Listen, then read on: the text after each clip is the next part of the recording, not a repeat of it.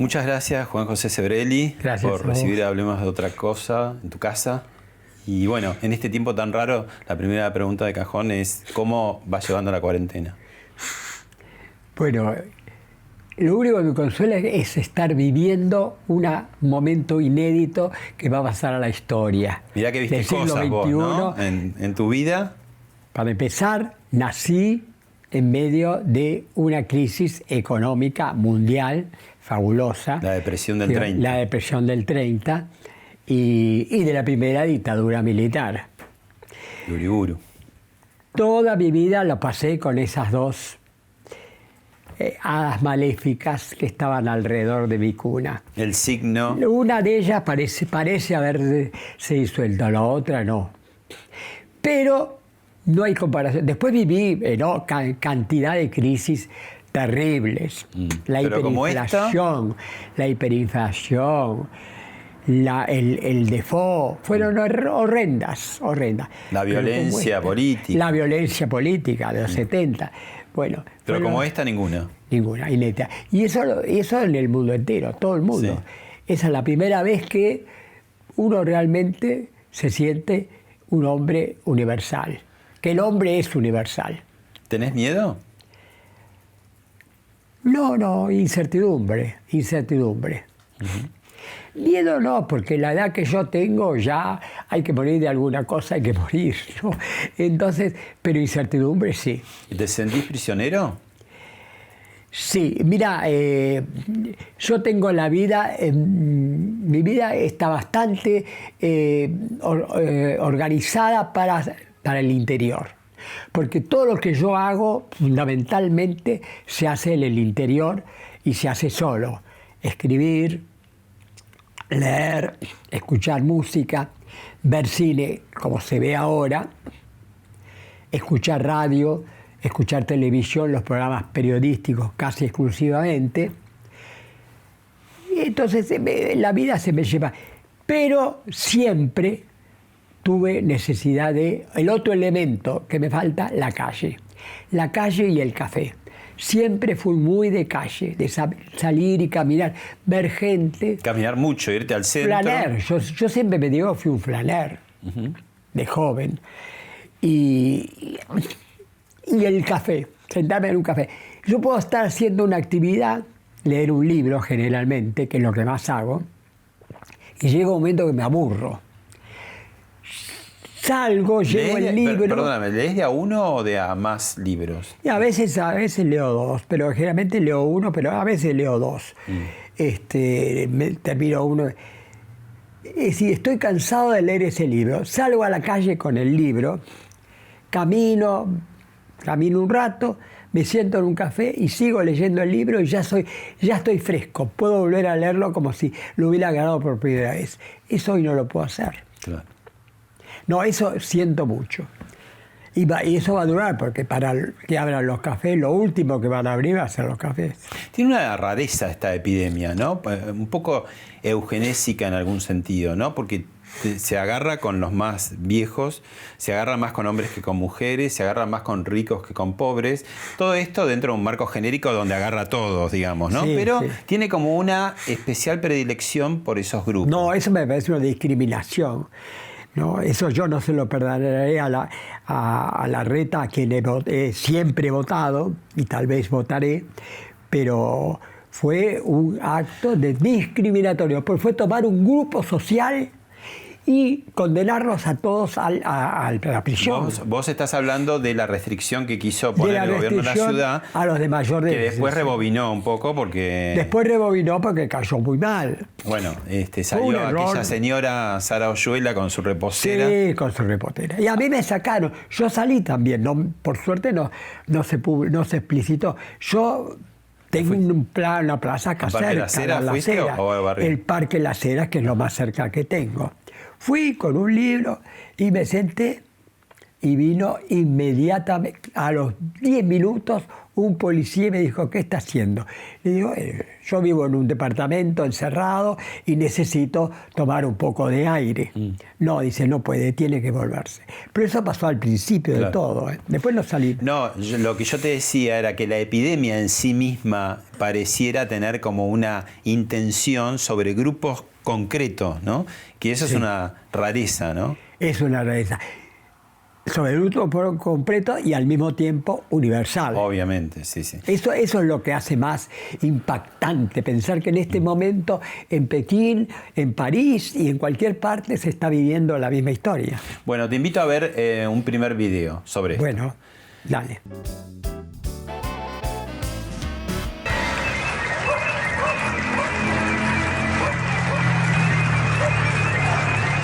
Primero empecé a recibir mensajes de la gente del edificio en la cual me aconsejaban que cierre consultorio, que ellos no tendrían por qué bancarse gente desconocida en el edificio. ¿Pero cosa que no te reclamaban antes, Leandro? No, jamás en ningún momento me dijeron nada. Es más, hace 40 años que está el consultorio en ese mismo edificio. Y siempre se atendió pacientes embarazadas. No es que nos oponemos a la llegada de médicos cubanos. Nosotros hemos sido siempre abiertos a recibir médicos extranjeros, siempre y cuando ellos convaliden su título y hagan su reválida como correspondería para homologar lo que ellos saben con lo que saben los médicos argentinos, que tenemos médicos muy buenos y por lo tanto exigimos que todos tengan la misma calidad para brindar atención a la población. Fue tan doloroso leer, ya no nos aplaudan más a los médicos, tan doloroso leerlo, al mismo tiempo que conocíamos que, no voy a poner a cuestionarlo, había un plus para algunos trabajadores del Congreso de la Nación, que los médicos, que son los que están primeros en la batalla, cobren menos. Bueno, ¿qué pensás de todo esto? Porque los médicos están en un momento como héroes y como, bueno, que no viva en mi casa. La gente escapa, sí. Y por el otro lado traen médicos cubanos, hay aplausos, dicen que no haya aplausos. Bueno, los médicos cubanos es un fenómeno típicamente político. En primer término, es el mito de que la medicina cubana es extraordinaria. No es cierto. Yo soy amigo de un argentino que estuvo en Cuba, que es médico, que es psiquiatra, estuvo en Cuba, fue director, era castrista, por eso se fue a Cuba, era director de un instituto psiquiátrico de La Habana. Y vio los horrores que se hacían. Vio los horrores entre discriminar a los homosexuales, etc. Después cambió. Después se vino. Ahora vive en Buenos Aires, por supuesto, hace años de esto. Estoy hablando de la época que todavía vivía el Che. Horrible. Y que es una mentira que sean mejores. No pueden ser mejores en un país donde no hay elementos, donde vas a una farmacia y no encontrás una aspirina, por ejemplo. Es decir, que es un mito total. Los que ganan son las enfermedades que necesitan a alguien que esté junto a ellos permanentemente. ¿No? Una enfermedad. Eso sí, porque los médicos, como son casi esclavos, no ganan nada, pueden conseguir gente que esté las 24 horas atendiéndolos a ellos. Esa es la verdad. Y ahora, bueno, demandar médicos es una cuestión política, que además no es gratuita. Te cambio de tema. ¿Por qué nunca te enamoraste? Bueno, yo te recomiendo que leas, si no lo hiciste ya, mi autobiografía, El tiempo de una vida. Ahí le dedico todo un capítulo al amor y al sexo. Yo creo que hay gente que se enamora y gente que no se enamora. Muchas más es la gente que no se enamora y no lo dice porque no tiene buena prensa. Por ejemplo, algunos lo dicen, algunos lo han dicho. Novelistas franceses y norteamericanos que en este momento no me acuerdo. Pero hay un caso que es realmente hasta paradójico, ¿no? Que porque pasa por ser un Latin lover, Carlos Gardel. Carlos Gardel le confiesa a su amigo Padula, está escrito, está publicado, que nunca se enamoró. Y sí, tuvo una novia que la tenía como pantalla, nunca la llevó en un viaje, él vivía viajando en París, nunca la llevó. Tuvo 20.000 amores fugaces, que no es el amor tradicional. Yo he tenido muchas parejas fugaces, pero siempre preferí vivir solo. ¿No es no comprometerse de pronto? No comprometer.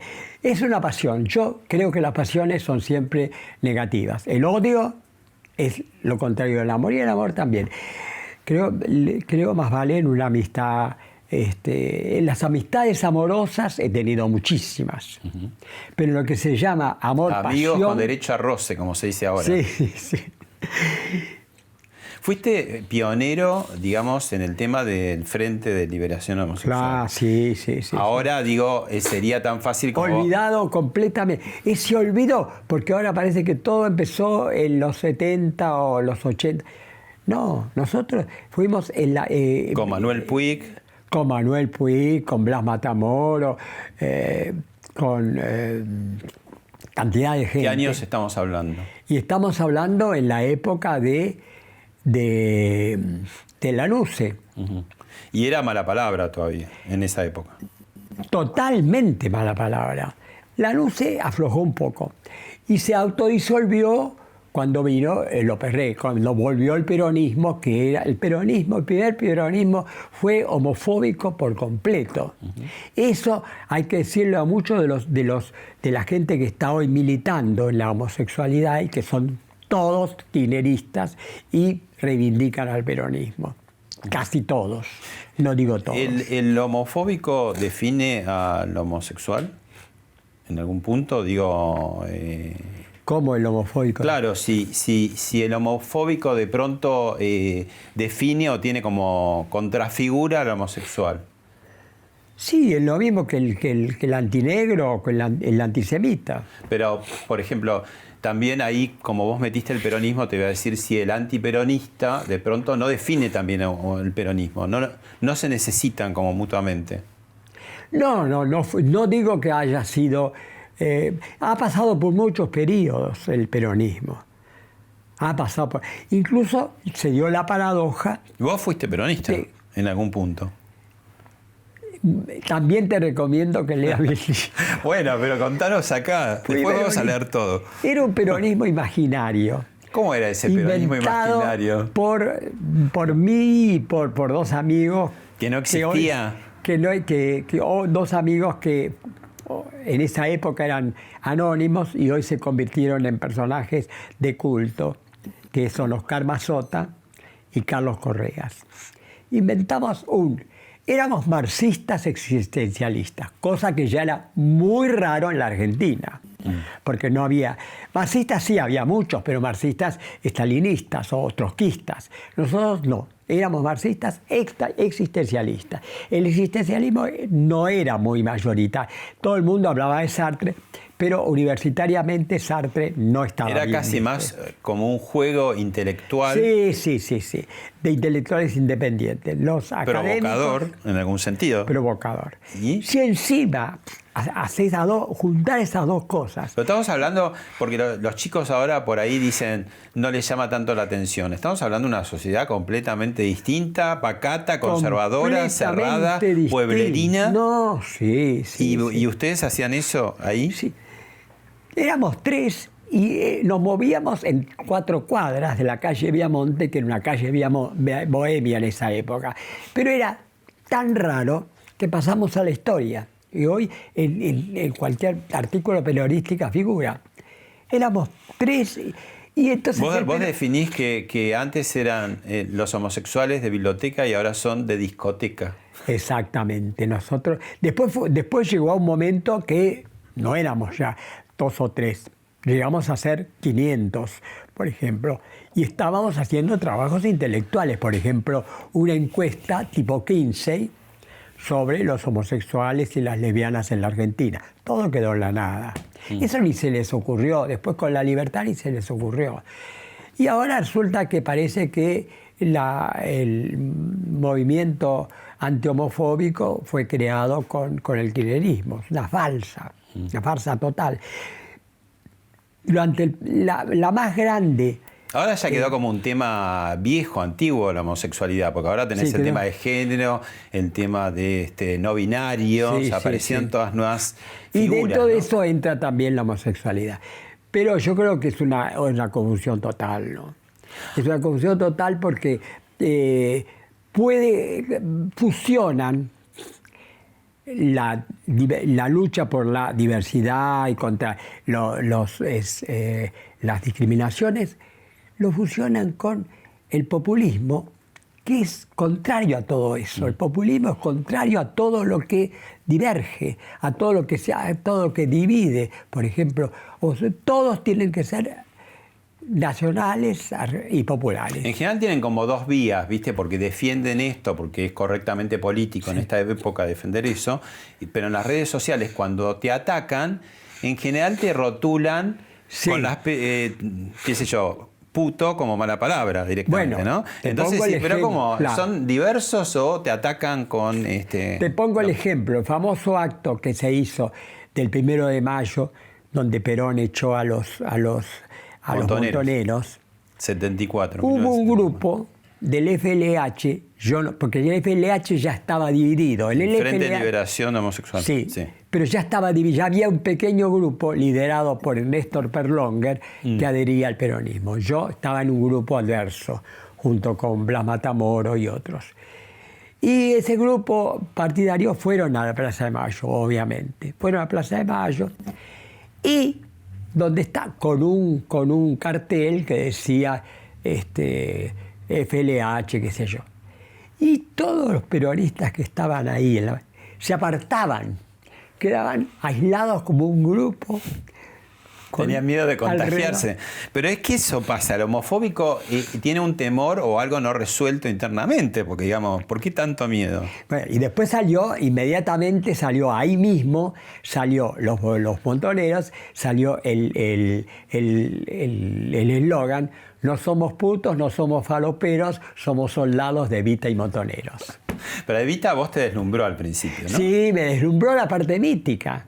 La parte de cine, ¿no? La parte mítica, como Puig también, el hecho de la mujer salida de lo más bajo y que llega a dominar el mundo, era una novela. Era una novela. Eso, a mí me fascinaba eso. Y me sigue fascinando hoy el personaje de Evita. La prueba está que el personaje de Evita se convirtió en un mito, pero no. De Evita se han hecho películas, se han hecho óperas, novelas, de todo. Perón no, Perón es famoso en la Argentina y un poco en América Latina, pero en Europa se ha olvidado. Vos definís al peronismo como cesarismo plebiscitario. Sí, esa es la definición que le da Max Weber, y el primero que habló en realidad del populismo, cuando no existía la palabra, fue Marx, en el 18 Brumario, que lo llamó bonapartismo, por Napoleón Bonaparte. Cristina Kirchner, que le gusta hacerse la intelectual y la inteligente, y se equivoca siempre, dijo, sí, dicen Bonaparte, lo compara al populismo con Napoleón Bonaparte. No es cierto. El bonapartismo surge de Luis Napoleón, que es el sobrino, ¿no? Y hace una definición exacta, porque es Luis Bonaparte sube en la época de la República, post-Revolución Francesa, sube mediante el voto popular, mayoritario, sobre todo de obreros y de campesinos, típicamente populista, porque todo su programa era un programa populista a la manera de aquella época. Y después sube y se convierte en emperador y tira, pero mantuvo siempre una especie de asistencialismo, que es la característica del populismo, ¿no?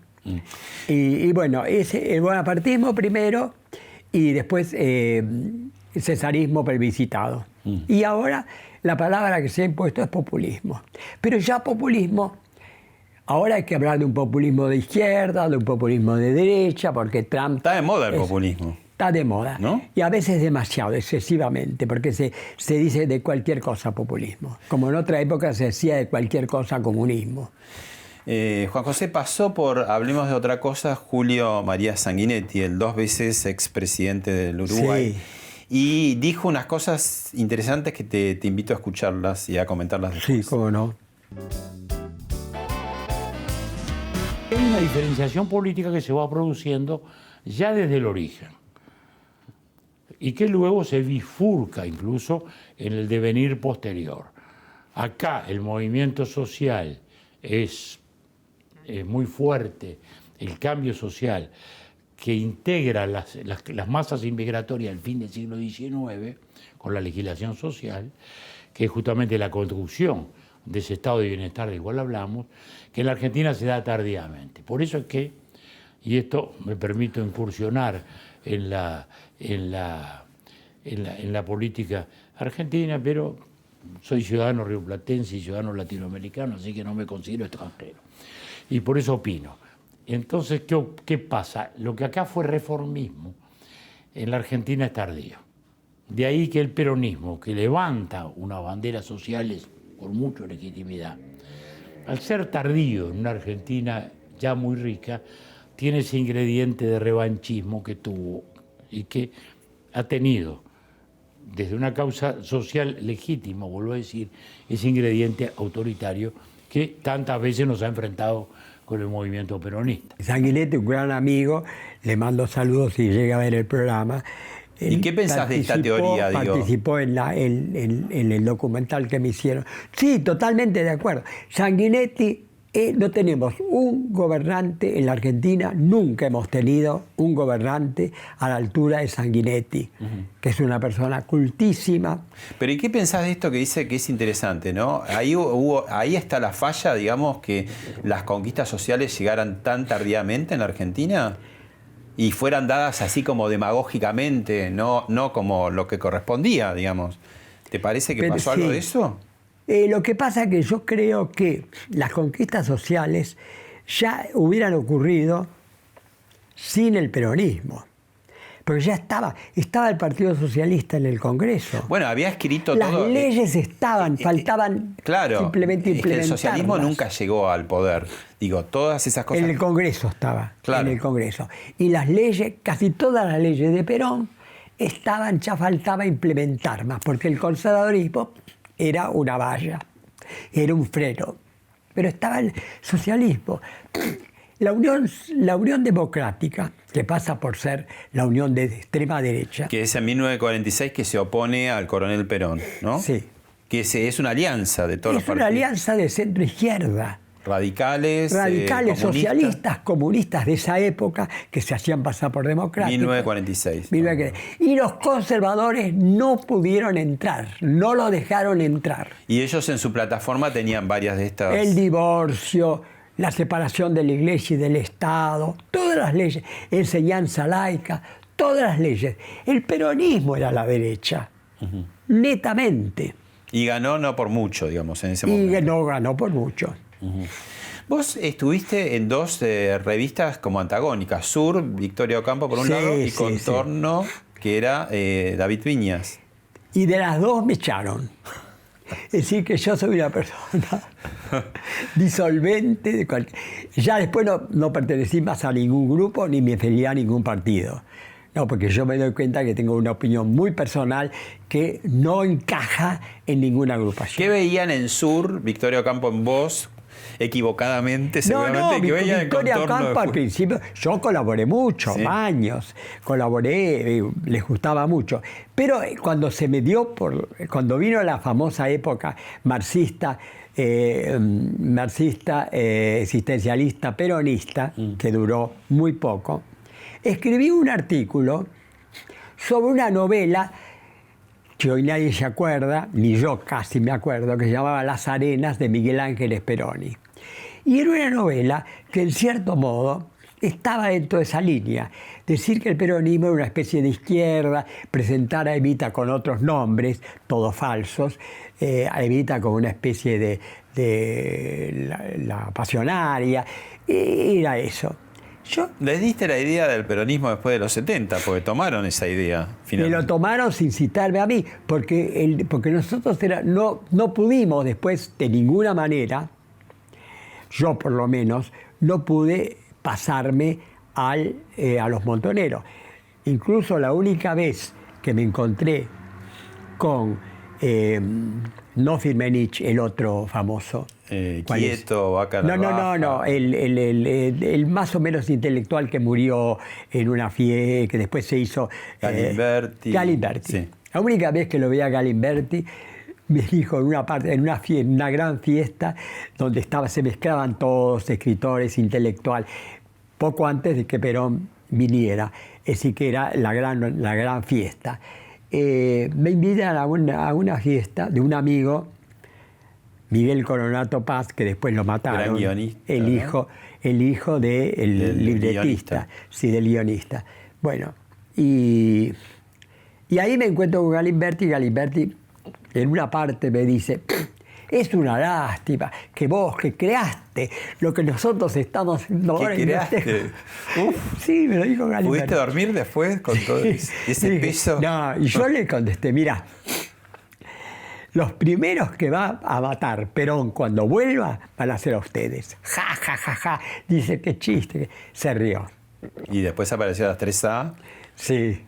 A él no lo mataron, pero mataron a sus amigos. Él tuvo suerte de irse y de vivir una muy buena vida, casarse con una millonaria y hacer una vida completamente distinta. Bueno, mirá ahora y escuchá a Santiago Kovadlov, que también pasó por Hablemos de Otra Cosa, Sí. y dijo esto. Yo creo que lo que ella representó fue acabadamente una concepción populista de la democracia. Eso significa la reducción del Estado a la preponderancia del Poder Ejecutivo y del Poder Ejecutivo un liderazgo de corte netamente caudillesco. Ahora bien, esto que ella representó respondió a una necesidad social, porque la Argentina es históricamente un país mucho más propenso a los liderazgos personalistas que a las investiduras representativas de la República. Ella en ese sentido fue una líder potente, fuerte, cautivante para mucha gente, que estuvo dispuesta al prebendarismo social, vaciando de recursos al Estado y concibiendo la oposición como enemiga de la verdadera política solidaria con la gente necesitada. ¿Qué pensás? Sí, yo estoy completamente de acuerdo. Incluso ambos estuvimos juntos en un momento con la candidatura de Lilita Carrió, ¿no? Sí, yo creo. ¿En UNEN? ¿Cuando era UNEN? Antes de Cuando Cambiemos. se presentó la campaña a presidenta. Ah, claro. Nosotros estábamos ahí en ese grupo. Después yo no lo vi más. Él sale de una manera de pensar que no es contraria a la mía, más vale tirando a religiosa. Después cambió y se hizo, fue hacia la democracia y eso es lo que nos une.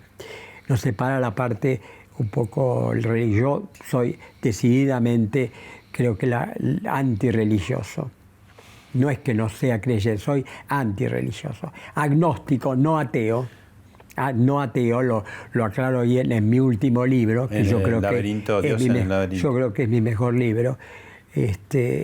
Pero agnóstico es que dice, bueno, puede ser o no, está fuera de mí. Yo digo, no creo absolutamente pero en no Dios. sos un militante del ateísmo, porque el ateo sí, es religioso finalmente el ateo. Es un dogmático, es un Sí. dogmático.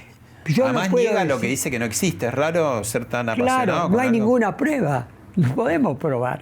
Vos sos bastante severo en la calificación de este nuevo kirchnerismo / peronismo que tenemos por gobierno, ¿no?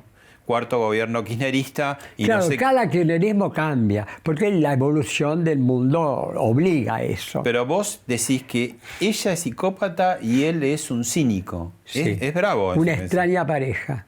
Ella es una psicópata que cree en sí misma y en sus ideas, y él es un tío que no cree en nada. Pero los líderes no son un poco egocentristas, un poco psicópatas, si querés, sino no te haces cargo de tremenda responsabilidad, ¿no? De echarte un país a las espaldas.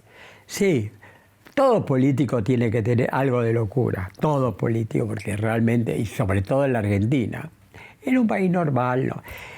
Acá políticos, realmente políticos, y hay muy pocos en el siglo XX. Yo admiro mucho a Merkel.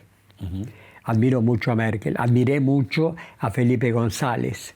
Y ahora admiro a de quien ya hablamos, de Sanguinetti y Cardoso. Son muy contados con los dedos de la mano, son los políticos que yo puedo decir que realmente fueron estadistas. Acá no lo hubo. Acá no hubo. En el tiempo para atrás, cuando revisás, ¿no encontrás? Roca. Lejos, ¿no? Roca. Alvear algo. El radicalismo es raro. Yo siempre le digo a los radicales, a mis amigos radicales, les digo, yo siempre los critico y siempre termino votando por ustedes, o en alguna forma, porque son el mal menor. Pero el radicalismo está dividido, es una contradicción. Hay un ala democrática que empieza con Alén y con Alvear, y un ala populista que empieza con Irigoyen. Irigoyen es el precursor de Perón. No es casual que los peronistas lo reivindiquen y que se haya intentado crear la línea y el error de... Y Alfonsín es la mezcla de los Eso dos. te va a decir, ¿dónde lo ponías a Alfonsín? Alfonsín, se hablaba de la línea Irigoyen, Perón, Alfonsín. Y eso fue lo que lo llevó a la tumba, Alfonsín. La parte populista. Bueno. La parte democrática es obviamente en la primera época el juicio a las juntas, que es histórico, es totalmente reivindicable. Que el kirchnerismo al principio niega y trata de negarlo, ¿no? Toda esa contribución del 83, 84, que no era bajar un cuadrito. Era... No, claro. Nadie hizo nada antes que nosotros, decían. No, eso es una mentira. Después se desembarcó por la cámpora de la coordinadora. Esa es la cámpora. Bueno, que a mí me detestaba. ¿No? Sí, hay una diferencia. A mí me detestaba. A los 15 días que Alfonsín toma el poder, yo había firmado declaraciones a favor de Alfonsín y demás, es decir, que era notorio. A los 15 días hacen una reunión con los intelectuales. Estaban todos, a mí no me citaron. Yo no creo que Alfonsín, porque yo cada vez que lo he visto me ha atendido, me ha saludado afablemente. Fue la cámpora. Te tienen miedo, Juan José, porque sos como el niño terrible de la política que mete. No, me tienen miedo, no, porque yo iba a ponerme en contra de esa alianza que pretendían hacer con el peronismo. Ellos sabían que yo iba a estar en contra. Bueno, y yo ya estaba en la cabeza de ellos la línea Irigoyen, Alfonsín, Perón. Este sábado el espectáculo está en casa. Santander presenta temporada teatral La Plaza Online. Cada sábado una obra distinta, gratis y online. Quédate en casa. Conoce más en santander.com.ar. El show empieza gratis este sábado en tu sillón. Santander presenta temporada de teatro La Plaza Online. Todos los sábados una obra distinta. Mirá la cartelera de éxitos en laplazaonline.com.ar. Conoce más en santander.com.ar.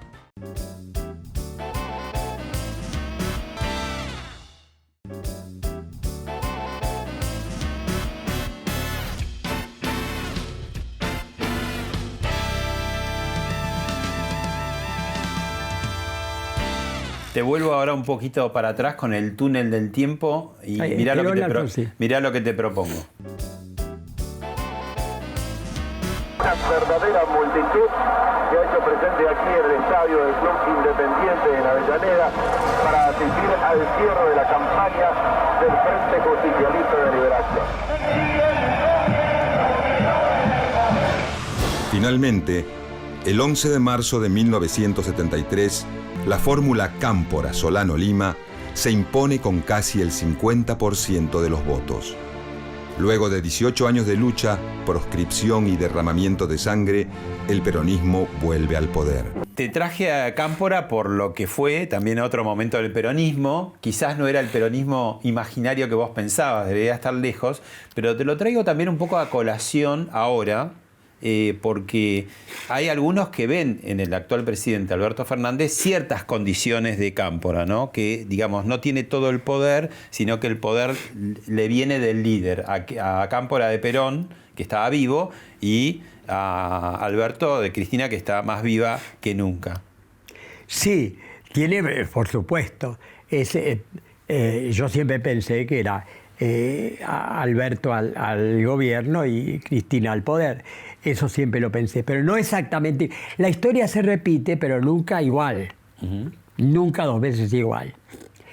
La diferencia es que Cámpora no era líder, ni pretendía serlo. Era un personaje. Yo cuando veo que hoy se lo convierte en una especie de revolucionario, era un personaje de segunda línea y personaje protagonista de los chistes. Los chistes que se decían en la época eran de él por su en los 50, cuando él era presidente de la Cámara de Diputados. ¿Qué hora tiene Cámpora? Y la que usted quiere, mi general. Ese era el chiste que se... Era un personaje grotesco, claro, en la época de Perón. Era un personaje grotesco de cuento. Nada que ver. Nada que ver. Lo inventaron los montones. Lo inventó Perón para ponerlo ahí como figura. Es decir que por un lado... Pero saltó en 2 minutos, lo hizo saltar. Saltó en 2 minutos. Por un lado, es menos líder que lo que puede hacer Alberto, que dentro de todo tiene una cierta carrera política un poco más... ¿Vos creés que va a perdurar esa diarquía? Sí. Pero a la vez, Cámpora tenía una fuerza de choque muy fuerte que era el montonerismo, la izquierda peronista. Perón tuvo que enfrentarlo, pero que le costó la muerte de su principal figura, que era el sindicalista, ¿cómo se llama? Rucci. Es decir, que ahí había 2 fuerzas fuertes, ¿sí? Indudablemente. Ahora, ¿quién tiene...? Bueno, ahora salvando las distancias... ¿Quién tiene? La Cámpora está no del lado del presidente, sino del lado de la vicepresidenta. Todo está del lado de la vicepresidenta. ¿Quién tiene Cámpora? Unos cuantos Alberto, políticos. ya no digas Cámpora porque yo lo reducí. Sí. Bueno, es un fallido error. Buscado. Casi. No, fue un error inconsciente. Todo está del lado de ella, decías. Todo está del lado de ella. Por eso te decía. Los puestos claves están del lado de ella. ¿Cómo lo ves en el tiempo, digamos? Y yo lo veo, no sé, si tiene un mínimo... Cuando vea que ya no puede hacer nada, renunciará y quedará... Constitucionalmente le corresponde quedarse a Cristina como... Pero vos le ves ese no, pero yo digo, no se puede hacer ningún pronóstico. Es tan caótico el país y el mundo que no se puede hacer ningún pronóstico. Tampoco, ya no existe ese mundo tan... Estaba Estados Unidos, la Unión Soviética del otro lado. Hoy ya no hay nada. Incluso... La grieta ya no existe. Existe 1000 grietas, porque existe la grieta dentro del propio peronismo. Porque están los albertistas, que son poquitos, los que lo votaron, pero están en el peronismo. Él niega, no le gusta esa calificación de albertista. No, están las provincias, que cada una lucha por su lado, están los otros, los radicales, los radicalizados. Es decir, que ya no hay más nada, no hay partidos. No existen partidos. Vos decís que no hay nada que dure 100 años, ¿no? Y ponías como ejemplo el estalinismo, 70 años, el PRI, 70 años. 70 años. El peronismo, te aviso, ya tiene 75. Sí. ¿Y entonces qué pasa? Y es que no se puede hacer pronósticos. Pero ¿no hay ahí también una falla del no peronismo, antiperonismo? Porque nadie se le opuso al peronismo como decir un programa alternativo que decís, bueno, vamos por acá. ¿Cuál Somos es ese tres o cuatro dentro de los que apoyamos a Macri, que somos realmente, que creemos que el peronismo es un peligro. ¿Pero y de Macri qué pasó? Fernando Iglesias, en cierto modo Patricia Bullrich, y muy poco más. No se me ocurre. Los demás están ahí. ¿Y qué pasó con Cambiemos? Porque, digamos, tuvo su oportunidad y... Bueno, brillante en materia política. En materia internacional, brillante. En materia económica, muy mala. Yo eso el primer reportaje que me hicieron cuando sube a Macri, yo dije, y le pongo 10 puntos en política, 3 puntos en economía. Después lo tuve que modificar, no son 3 puntos, son 0 en economía. Pero en la economía es muy difícil. Pero ¿y en política también le pones 10? No, sí, bueno, el ingreso en el mundo. ¿Cómo Pero no? Alberto también lo recibieron. Siempre te dan una palmadita en la espalda y te dicen te vamos a ayudar y después no te ayudan nada. Ah, bueno. Eso pasa siempre. El G20 en Buenos Aires. No. Fue un cambio. Las libertades civiles, hubo grandes libertades, no se puede negar. ¿Y por qué te parece la que lucha pierde, contra entonces? la lucha contra. ¿Por qué pierde? Por la parte económica.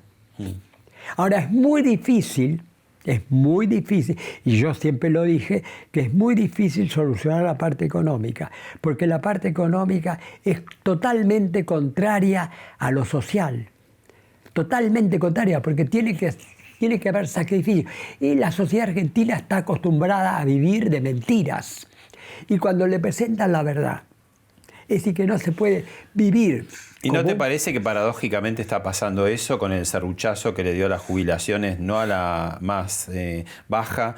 Y lo que pasa en esta cuarentena, se empezaron a bajar los sueldos directamente con la anuencia de la CGT, Sí, ¿no? porque estamos en una situación. Pero vamos a ver qué pasa cuando se termine la cuarentena. Por eso es que Alberto no quiere salir de la cuarentena, porque hace cualquier cosa y la gente está pendiente del virus, nada más. Pero la crisis económica es exactamente tan grave como la crisis sanitaria. Ayer eso lo dijo muy bien Lustó en un reportaje que le hicieron ayer por televisión. Muy bien lo dijo. Es tan grave.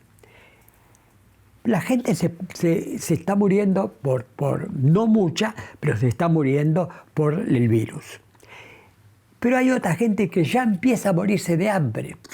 Toda la gente que vivía del comercio minorista o de las pymes no tiene trabajo. ¿Cuántos años más? Están los que tenían un cargo un poquito más grande podrán vivir unos cuantos años de los pocos ahorros.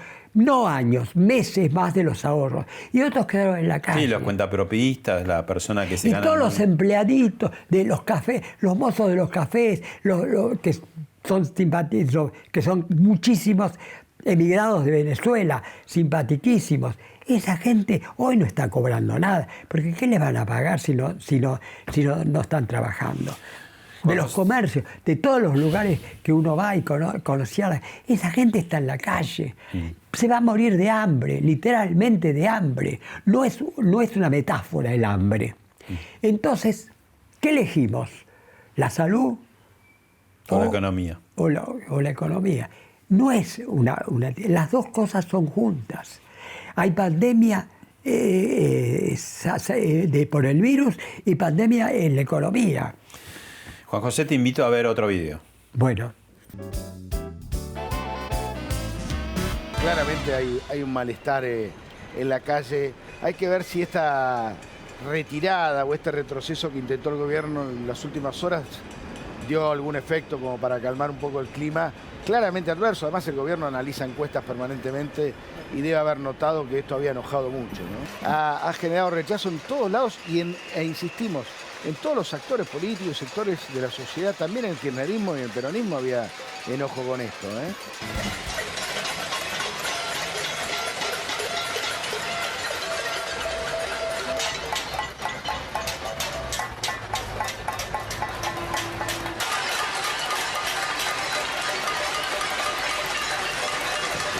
Bueno, Juan José, y sobre llovido mojado, porque digamos ya era complicada la situación, como vos bien decís, mundial y nacional, la pandemia de salud, la pandemia económica, y de golpe te cae todo un tema de excarcelaciones. A mansalva cantidades de gente que la mandan a la casa con o sin tobillera.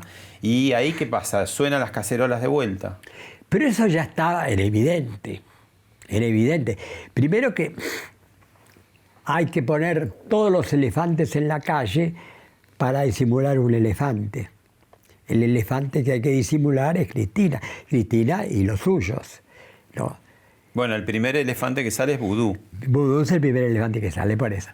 Eso era evidente, notorio. Además, los presos por delitos comunes son todos kirchneristas.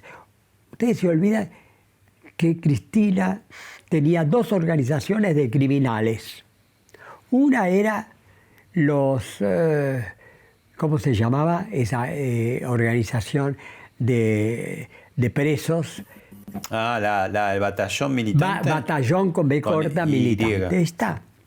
Ese era un grupo de choque de Cristina. Salían en libertad condicional el día que había un acto y formaban parte del acto. Eso se olvida a la gente.